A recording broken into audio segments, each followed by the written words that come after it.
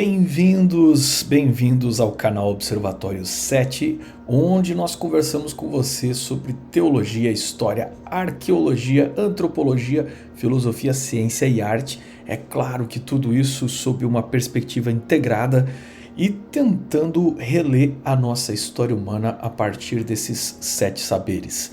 Se você já é inscrito nesse canal, muito obrigado. Se você ainda não é inscrito, convido você a dar uma olhadinha geral no nosso canal e considerar se inscrever e estar conosco aqui semanalmente recebendo vídeos. Basta você acionar o sino de notificações, você recebe isso de graça e é avisado aí pelo YouTube.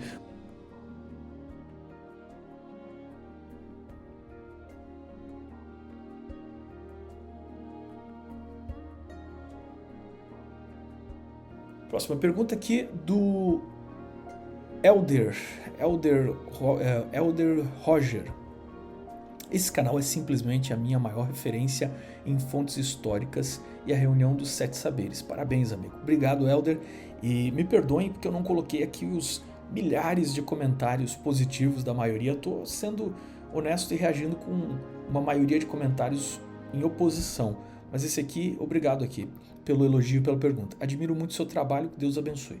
Minha pergunta é, haveria um tipo de conflito entre os idiomas semíticos mais cheios de consoantes e os idiomas africanos dos descendentes de Cã mais cheios de vogais? Vemos isso muito forte nas religiões também, onde as hebraicas, islâmicas e cristã, palavras assim, e nas religiões africanas, palavras onde quase não vemos consoantes. Dúvida sincera, um abraço. O Elder, aqui tu fez uma pergunta realmente muito difícil, eu não vou saber responder. Olha, só em termos de idiomas africanos, isso é um universo, né? Eu não tenho especialidade para isso. Eu vou te recomendar um livro sobre origem dos idiomas e religiões do Guilherme Stein Jr., que você encontra na Sociedade Criacionista Brasileira. Talvez você ache interessante. Mas aqui é um universo e se alguém for da área e quiser comentar, eu agradeço porque vai além da minha capacidade de responder essa pergunta. Desculpa então, Elder, um abraço para você. O Átila Uno, mandou aqui uma série de perguntas bem legais, interessantes. Vamos tentar responder rapidamente essas perguntas aí, porque o tempo aqui do nosso vídeo vai indo embora, né? Vamos lá. Se prepare para uma série de perguntas, cara, Observatório 7. Refazendo a série Ancestrais, o que você descobriu de novo que na primeira série você não sabia? Uma das coisas que eu mais descobri de novidades de um tempo para o outro foi informações mais profundas sobre a astronomia e a origem das constelações, que eu acabei tirando quase que todos os episódios, alguns eu entendi melhor alguns fatos, descobri novos fatos que eu não sabia, eu resolvi tirar aqueles e fiz um episódio único que está na nova série Ancestrais sobre a origem das constelações, e até um episódio que não deu muito view, mas eu gosto demais, valeria a pena vocês visitarem. O que mais te impressiona no desenvolvimento dos primeiros povos da humanidade? O que mais me impressiona é que, como diria Gilbert Chesterton, a humanidade já nasce velha. Você vai ver, os caras estão na pré-história e, tecnicamente, pela avaliação do modelo naturalista e de leitura evolucionista da história, por exemplo, eles não poderiam estar chegando na época que chegaram na ilha de Creta. Não deveriam nem saber fazer uma embarcação capaz de navegar tão longe e chegar na ilha de Creta. Mas quando tu vai ver, os caras já estão na ilha de Creta. Me surpreende que essas nossas divisões, idade de paleolítico, neolítico, mesolítico e tal, elas são muito artificiais e elas ocorrem muitas vezes simultaneamente. Por exemplo, pega Otzi, a múmia do gelo.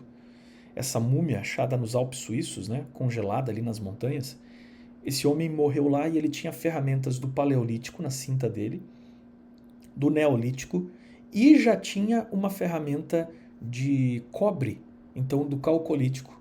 Ou seja, todas as tecnologias estavam simultaneamente juntas, sendo utilizadas pela mesma pessoa.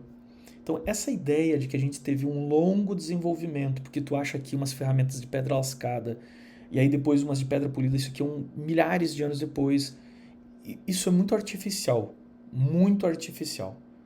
A experiência humana sempre foi simultânea com as suas habilidades e tecnologias. Ainda hoje, você tem gente vivendo praticamente na Idade da Pedra, lá no interior do Amazonas ou quem sabe algumas ilhas remotas, e você já tem seres humanos numa estação espacial pairando acima do planeta Terra. Ok? O que você mais gostou nessa de fazer a série e o que mais te incomodou?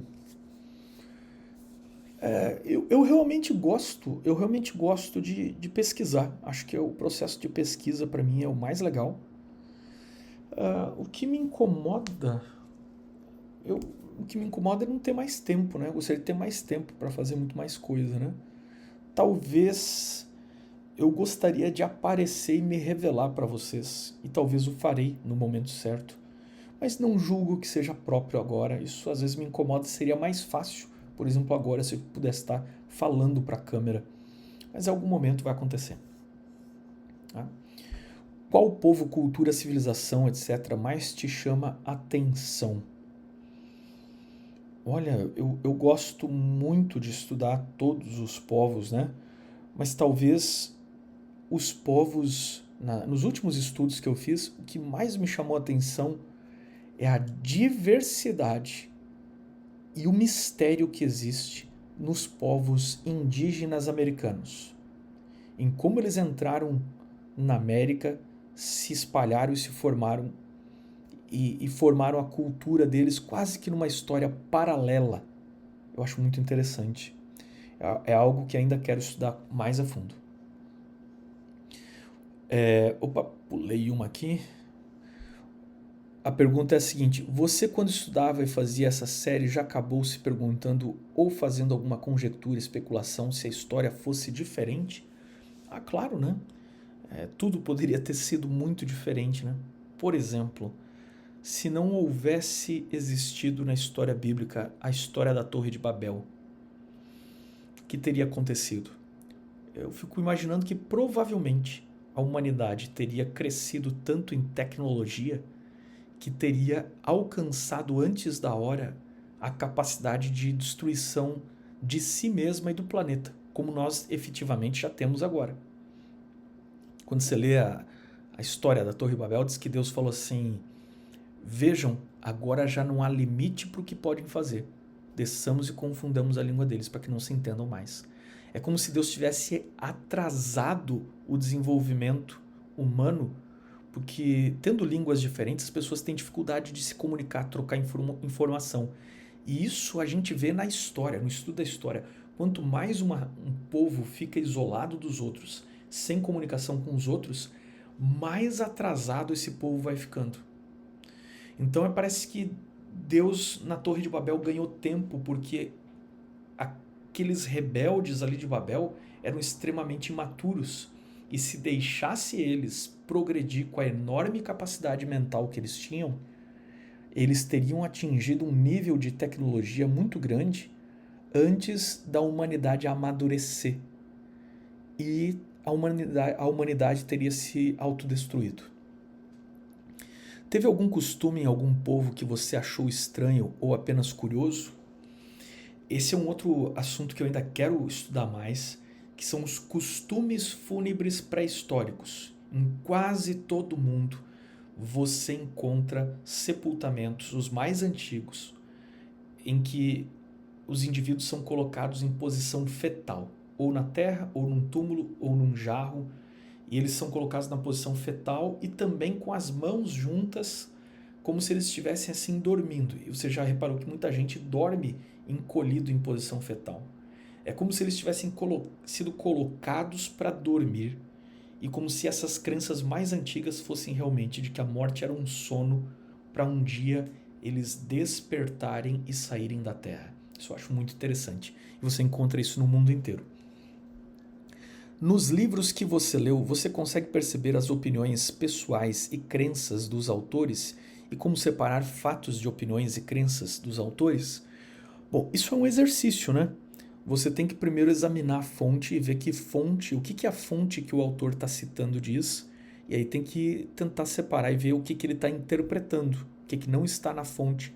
Se você está se referindo a texto bíblico, o que realmente está no texto bíblico e o que é a interpretação do texto bíblico. Tem momentos que você se pegou, tem momento que você se perguntou, aliás, do porquê Deus permitiu algum acontecimento histórico. Sim, acabei de citar, eu me questionei muito por que Deus dividiu os idiomas e os povos, se justamente esse é o maior empecilho para a pregação do evangelho hoje. Mas você percebe que lá em Atos, capítulo 1 e 2, quando começa a se pregar o evangelho para as nações, há um milagre quase que revertendo o efeito da Torre de Babel, e cada povo ali ouve o evangelho pregado por Pedro na sua própria língua. Quando se estuda história, nós vemos muita maldade acontecendo durante a história. Em algum momento você questionou a Deus sobre isto? Claro. Questionar a Deus não é blasfemar.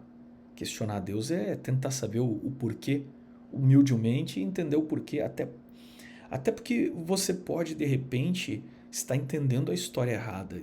Deus pode estar fazendo uma coisa que você não percebeu, ou então você está... O mais comum é isso. Você atribui a Deus aquilo que não necessariamente é uma responsabilidade de Deus. Então, esse questionar-se aconteceu inclusive com vários profetas. Leia, por exemplo, o livro de Abacuque e veja como o profeta Abacuque questiona a Deus sobre o que está acontecendo na história. E o profeta Abacuque pergunta assim: até quando, Senhor? Até quando o Senhor não vai interferir? E quando Deus responde, o profeta fica impressionado, diz: olha, puxa vida, Deus vai interferir para valer, é melhor nem saber isso. E ele fica impressionadíssimo. Então a gente se pergunta sim, com certeza. Outra pergunta aqui do Paulo Júnior. Me lembra quais dos episódios você abordou sobre outras culturas iniciais que contêm fatores em comum com Gênesis? Por favor. Paulo, você entra em playlist aqui do canal e dá uma olhada lá. Tem uma playlist que é sobre mitos do dilúvio. E aí tem os episódios selecionados que mais tem a respeito sobre isso. Mas não é só isso. E já lembrando essa velha história, mas a Bíblia copiou o mito do dilúvio lá da Babilônia e Suméria. A questão é que não é só esse.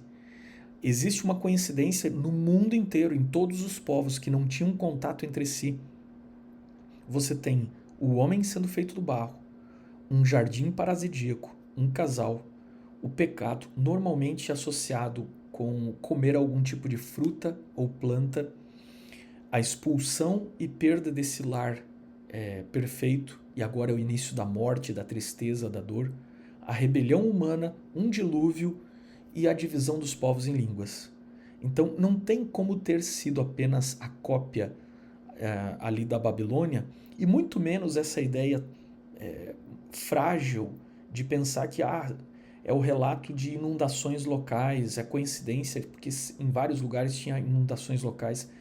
Não, mas então, em todos os lugares, como é que você explica que eles tinham também a mesma ideia sobre o homem feito do barro, o jardim do Éden, o pecado através de uma planta ou fruta, a rebelião contra Deus, e aí o dilúvio com todas as características do dilúvio, que envolve construir um barco, guardar os animais, soltar aves como corvos, pombos ou alguma coisa muito parecida, eles saírem, fazerem um altar, o arco-íris. E como é que você explica então todos esses pontos em comuns, ok? Então não tem, isso aí faz parte de uma memória ancestral. Luan pergunta: qual seria a melhor forma de entender o Antigo Testamento, sua linguagem com relação ao seu tempo? Bom, existem ótimos livros. Naquele episódio epílogo ali da série que eu apresento bibliografia, tem alguns livros que você pode dar uma olhadinha, mas a melhor forma de você entender o Antigo Testamento é lendo o Antigo Testamento. Então leia o Antigo Testamento e veja como é que determinada palavra ou determinado tema é entendido em todo o Antigo Testamento. Como é que faz isso? Então você está lendo, aí você lê assim: no princípio criou Deus os céus e a terra. A terra era sem forma e vazia. Então pega esse sem forma e vazia Se você tiver alguma ferramenta para descobrir a palavra ali, é tohu bohu em hebraico. E se você puder encontrar em toda a Bíblia, através de alguma ferramenta de comparação, uma chave bíblica, alguma coisa assim, você vê o uso dessas palavras em toda a Bíblia. É assim que eu faço, é assim que o intérprete bíblico faz. Então vamos pegar o assunto da criação. Vamos ver o que todos os profetas falaram sobre a criação. Vamos ver o que os salmos falaram sobre a criação.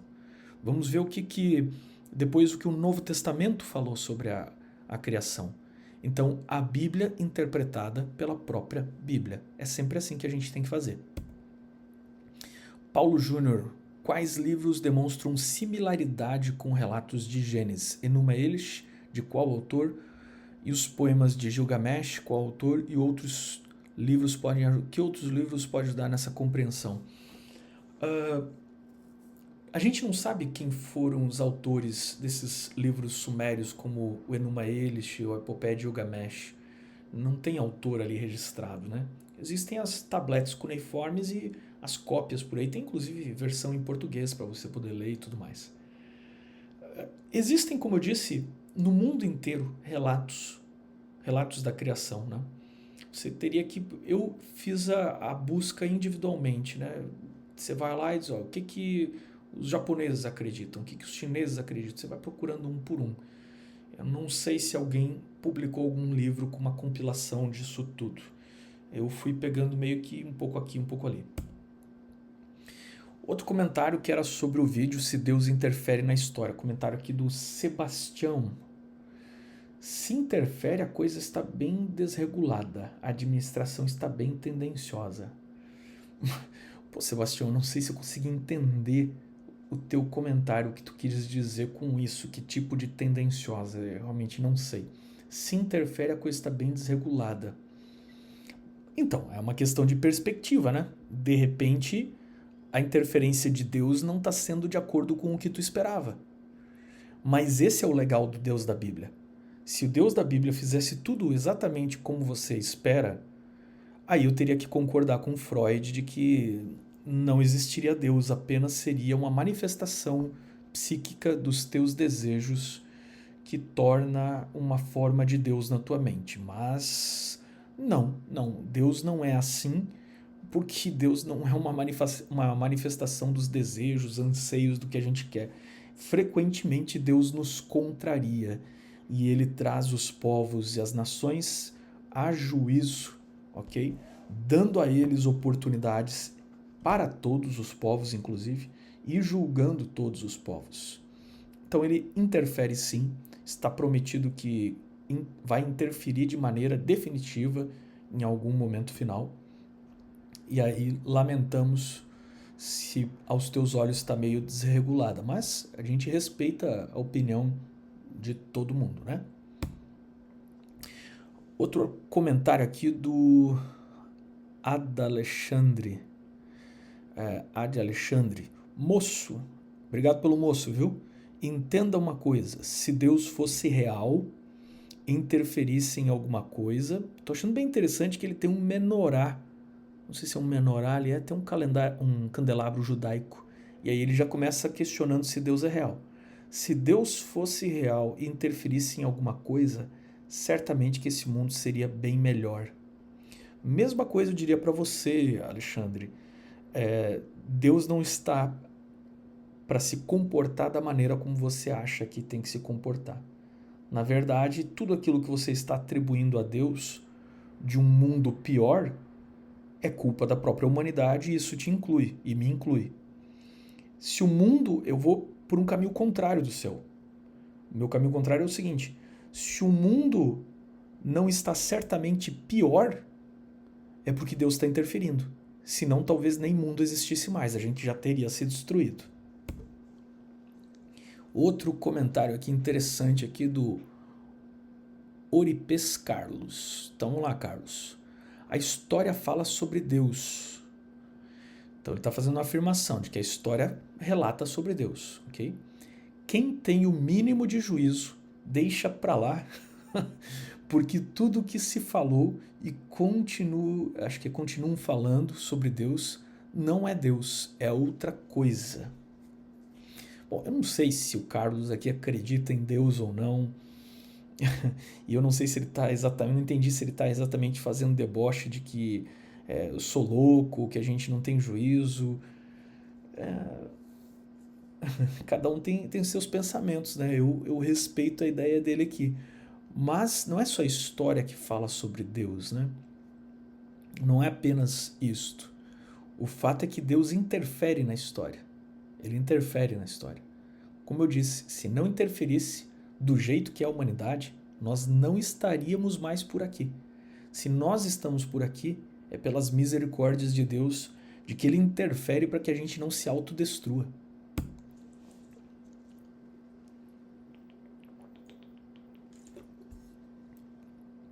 Uma prova que não existe Deus é ter carnívoros na terra, disse o Antônio Paulo, nacionalista. Como um ser que dizem ser bom criaria animais que precisam dilacerar outros para sobreviver? Eu achei essa aqui muito curiosa, né? Eu nunca tinha visto um argumento desse contra Deus, de que os animais carnívoros provam que Deus não existe. Em certo sentido, ele é um argumento um pouco parecido com algumas ideias do próprio Darwin ou de alguns darwinistas, né? O Darwin tinha esse negócio de olhar para a natureza. Eu li o livro de Darwin, Origem das Espécies. Ele tinha esse negócio de olhar para a natureza, ver a tragédia da natureza. Claro que essa leitura é muito influenciada pelo trauma que Darwin teve com a perda da jovem filha dele por uma doença terrível. E aí ele começa a olhar para a natureza e começa a dizer assim, não, mas não é possível que Deus tenha criado essas criaturas que se devoram, tipo uma vespa que coloca ovos dentro de uma lagarta e os ovos germinam e devoram a lagarta viva. Ele diz assim, não, Deus não poderia ter feito isso. Então, mas é que aí o cara não leu Bíblia, né? Tem que ler Bíblia. Se você está falando do Deus da Bíblia aqui, a Bíblia fala sobre pecado e a corrupção que o pecado causa no domínio da terra, que é domínio do homem. Uma vez que o homem pecou, aquilo que era do homem, que é o planeta Terra e a natureza, era domínio dele, entra em caos também. E a carta de Romanos diz que a própria natureza geme aguardando a redenção. Então, em toda parte, você vê na Bíblia uma teologia muito clara sobre os efeitos do grande conflito entre o bem e o mal e as consequências do pecado. Quando perguntaram para Jesus o porquê dessas questões do sofrimento na natureza, na vida, no mundo, Jesus deu uma explicação muito simples, que qualquer agricultor poderia entender. Ele disse assim, um inimigo veio e semeou o joio na plantação do meu pai. Então, o semear do joio é a interferência do inimigo. Mas é claro, né, cara, se você não lê Bíblia, se você não entende nada do grande conflito entre o bem e o mal, e o que se discute a respeito da justiça de Deus, aí os carnívoros são um problema, né? Mas os carnívoros não são um problema, pelo contrário, eles têm um papel muito importante na natureza e fazem parte dessa natureza alternativa que existe nesse planeta após o pecado, ok? Então dizer que Deus não existe porque um Deus bom não iria criar animais carnívoros, primeiro que isso não diz nada sobre Deus existir ou não. Nós estamos discutindo aqui daí o caráter de Deus e não a realidade da sua existência.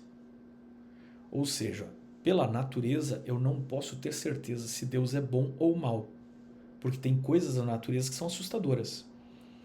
É por isso que tu tens a Bíblia. A Bíblia é a revelação especial para compreender o caráter de Deus. Mas nem a Bíblia a gente é capaz de entender. Então Deus enviou seu próprio Filho. E Jesus é a melhor interpretação de todo o Velho Testamento e da Bíblia, para que a gente possa entender realmente qual é o caráter e a natureza de Deus. Quer saber como é que Deus é? Olhe para Jesus.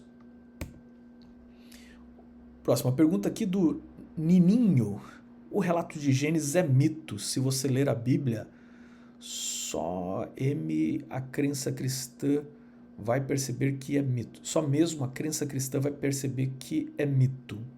E a outra dele aqui, como pode a humanidade vir, eu acho que ele quis dizer vir, vim da Bíblia se tem relatos de povos acho que é mais antigos de que a criação de Gênesis da terra de Babel. Se a terra tem 6.000 anos, segundo a crença cristã.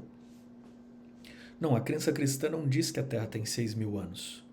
Existem alguns intérpretes entre o cristianismo, criacionistas de terra jovem, que somando as idades e cronologias do Gênesis, chegam a uma data próxima de 6 a 10.000 anos.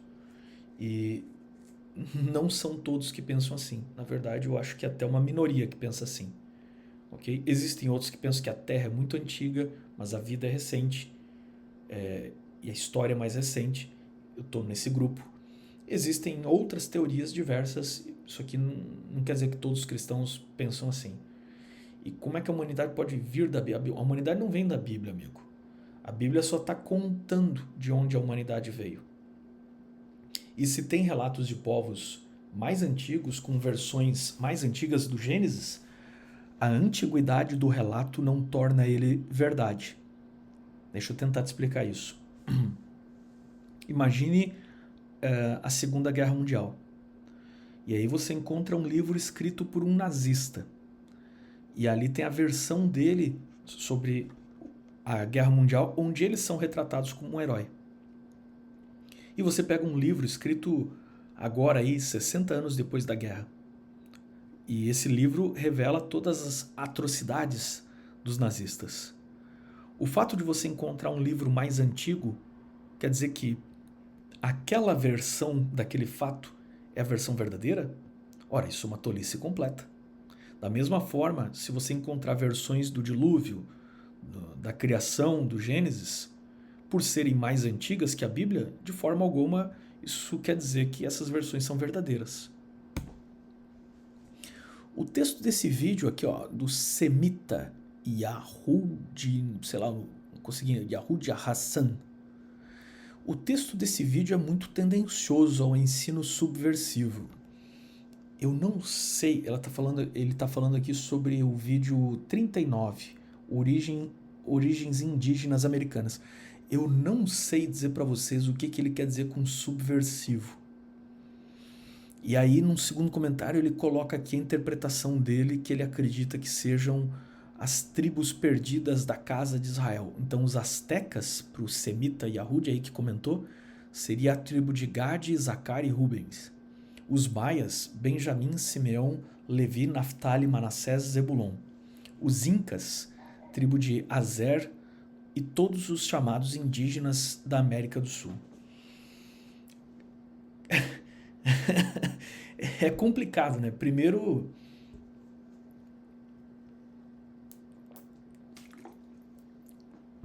eu queria perguntar aí pro semita Yahudi qual é a fonte dele para isso. Tem que ter uma fonte para isso, né? Ou pelo menos explicar como é que ele chegou a essa conclusão. Eu não vejo o menor sentido, né? Para começo de conversa é o seguinte, ó, você tem que provar como é que as tribos perdidas de Israel, ou as tribos do norte, como é que elas chegaram no continente americano. Outra coisa que ele coloca a tribo aqui de Benjamim e de Simeão e de Levi junto com as tribos perdidas. Mas na verdade Benjamim, Simeão e Levi, eles foram para o cativeiro em Babilônia junto com Judá e voltaram. Simeão, desde muito cedo, foi absorvido pela tribo de Judá. Benjamim ficou junto com as tribos do sul. E Levi, a tribo dos levitas, a maior parte deles ficaram juntos com as tribos do sul. Então, como é que eles foram parar na América Central junto com as tribos de Naftali, Manassés e Zebulon e deram origem aos maias? A gente tem alguma semelhança, tipo os relatos do dilúvio, alguma lenda de criação, mas no resto, gente, a civilização maia é completamente diferente dos israelitas, completamente diferente, não tem nem proximidade. Outra coisa, quando as tribos do norte, como Naftali, Manassés e Zebulon, foram expulsas, ou desterradas, aliás, expulsas não, desterradas, transladadas pelos assírios quando Samaria foi destruído e tal, Os maias já tinham um império há muito tempo. Os maias são uma civilização extremamente antiga, que durou muito tempo. Já tinha ali pelo menos os Olmecas e os povos ali daquela região central que depois vão originar os maias. Já os astecas são de um período bem posterior, já bem mais próximo aqui da chegada dos europeus. E os incas também estão em outra cronologia, então existe aqui uma mistura tão grande nesse comentário, que não tem nem como começar a explicar. Isso aqui não tem o menor fundamento histórico, nem teológico, nem na Bíblia, nem na história. Então, desculpa, semita, mas sem fontes não tem como. Cris, surreal de incrível, impressionante como eu sempre me fascino no conteúdo desse canal, mesmo já conhecendo há anos. Uma dúvida, podemos então desconfiar que o patriarca bíblico mais próximo dos nativos americanos pode ser Togarma?